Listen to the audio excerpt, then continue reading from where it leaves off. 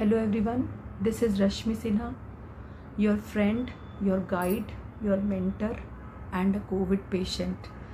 So sorry to say this, but this is true.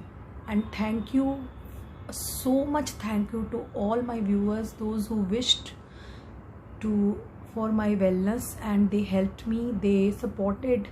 I am very blessed कि मुझे ऐसे Covid के situation में मुझे बहुत सारे लोगों ने सपोर्ट किया.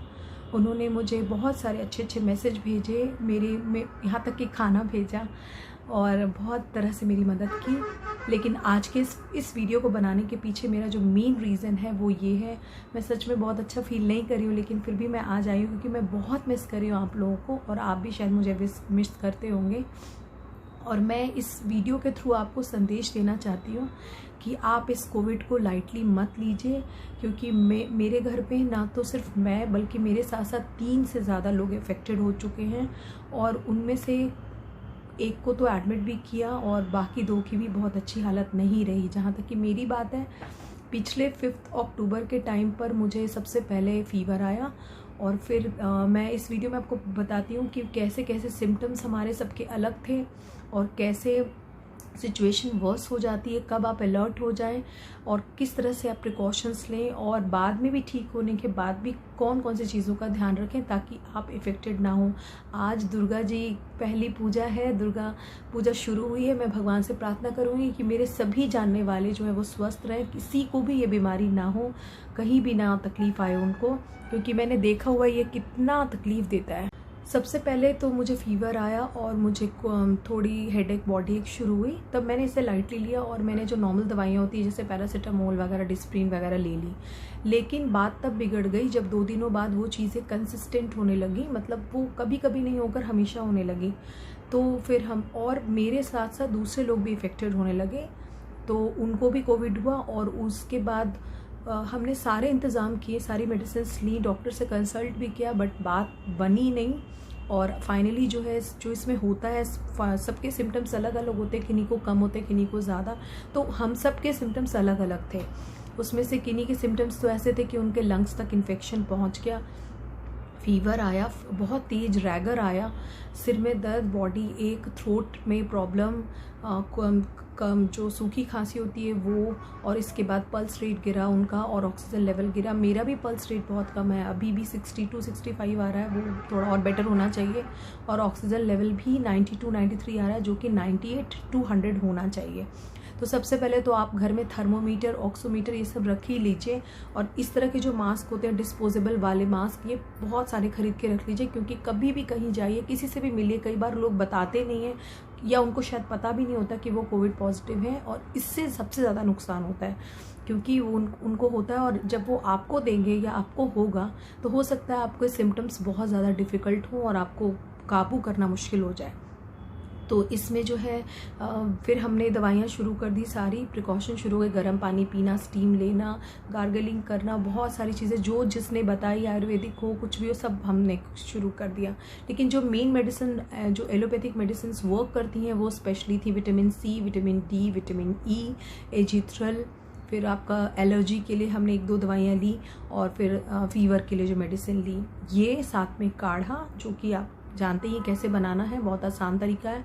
वो कम से कम 2 बार मॉर्निंग या नाइट में ले लीजिए. लेमन टी लीजिए, बहुत फ़ायदा करता है वो इससे. लेकिन फिर भी उतना फ़ायदा नहीं होता जितना कि आपको अगर ज़्यादा सिचुएशन बिगड़ती हुई लगे तो आप इमीडिएटली डॉक्टर से कंसल्ट करें. छिपाइए मत, क्योंकि छिपाने से ये प्रॉब्लम दूर नहीं होगी बल्कि पूरी जग जाहिर हो जाएगी और बहुत बड़े रूप में सामने आएगी और बहुत ज़्यादा आपके एक्सपेंसेस भी आ जाएंगे, जैसा कि मैंने फेस किया है.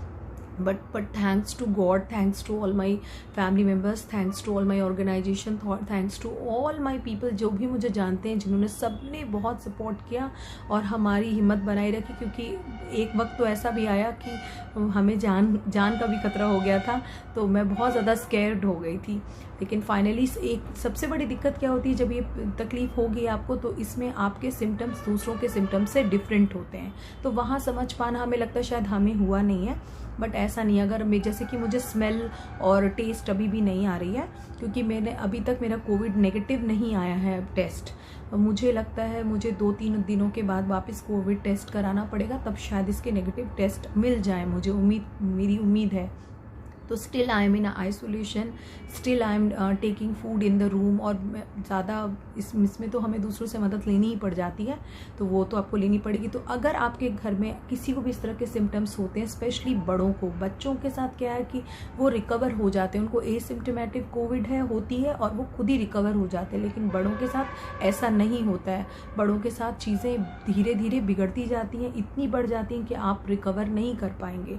और इसमें मैं तो यही कहूँगी कि ज़्यादा मतलब अपनी खुद की सिर्फ सिंपल मेडिसिन से काम नहीं बनता है। तो अगर आप किसी डॉक्टर के कांटेक्ट में हैं तो बहुत अच्छी बात है। लेकिन अगर आपको कोई भी कन्फ्यूजन है, आप मेरे कमेंट बॉक्स में भी लिख सकते हैं। मैं जो भी जानती हूँ उसके बारे में, या जो भी डॉक्टर्स मेरे टच में है, मैं उनसे आपको ज़रूर कंसल्ट करके हेल्प करूँगी, ताकि आप इसकी चपेट में आएँ और ना ही इससे आपको कोई प्रॉब्लम हो। क्योंकि क्या होता है, अगर आप कोविड के पेशेंट हैं, जैसे मुझे कोई दूसरी तकलीफ़ नहीं थी, जैसे ना मैं डायबिटिक हूँ, ना मैं थायराइड के पेशेंट हूँ, ना मुझे बीपी, कुछ भी मुझे प्रॉब्लम नहीं है, तो मेरी रिकवरी हो जाएगी। लेकिन जिनको पहले से कोई और प्रॉब्लम भी है, या उनको मालूम भी नहीं है कि उनको वो प्रॉब्लम है, फॉर एग्जांपल डायबिटीज़ हो, थायराइड हो, आपका बीपी हो, या आपको कोलेस्ट्रॉल हाई हो, या आपका लीवर एक्सपेंशन हो, कुछ भी इस तरह की जो प्रॉब्लम होती है, अगर उस पर आपको कोविड होता है तो वो सारी चीज़ें मिलकर वो इतना बड़ा रूप ले लेती हैं कि आप मतलब डेफिनेटली आप हॉस्पिटल में ही रहेंगे और आपको रिकवर होने में बहुत वक्त लग जाएगा।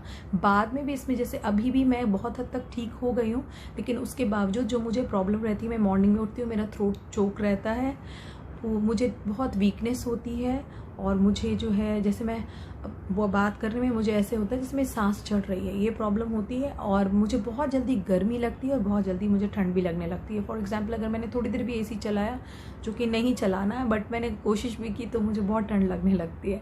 तो मैं आपको सबको हेल्प करना चाहती हूँ इस वीडियो के थ्रू, कि अगर आपके घर में इस तरह के किसी को भी सिम्टम्स हो रहे हैं, बड़ों को या कहीं, तो प्लीज़ चेकअप करा लीजिए, फाइनल कर लीजिए कि आप कोविड नेगेटिव हैं। और अगर आप कोविड पॉजिटिव हैं तो प्लीज़ आइसोलेशन में रहिए, मास्क पहने रहिए, दूसरों के संपर्क में मत जाइए, क्योंकि उनको जब ये होगा तो हो सकता है आपसे ज़्यादा उनको तकलीफ होगी। तो इसलिए आप उनके संपर्क में मत जाइए। भगवान करे आप जल्दी ठीक हो जाएं अगर आपको है, और भगवान ना करे आपको हो। तो यही मेरा सबको संदेश है। और मैंने जो करियर गाइडेंस की अपनी सीरीज़ शुरू की थी, उसके लिए मैं माफ़ी चाहूँगी क्योंकि लेट हो गया।